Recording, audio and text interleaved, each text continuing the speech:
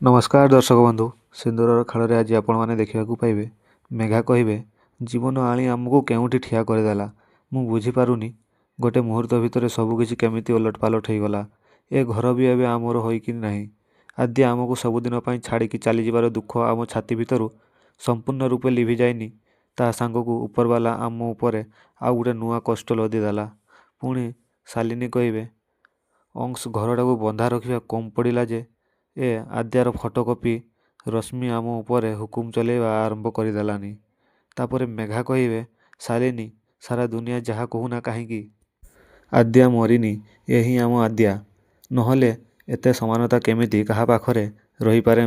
ମୁଁ ତ ବିଶ୍ୱାସ କରିପାରୁନି ମୋ ବୋହୂ ମୋତେ ଚିହ୍ନିବାକୁ ମନା କରିଦେଲା। ଏହାପରେ ମେଘା ଅଂଶକୁ ବାଧ୍ୟ କରିବେ ଯେମିତି ସେ ରଶ୍ମିକୁ ତା ପୂର୍ବ କଥା ମନେ ପକାଇ ତାକୁ ପୁଣି ଥରେ ଠିକ୍ କରିଦେଇ ପାରିବେ।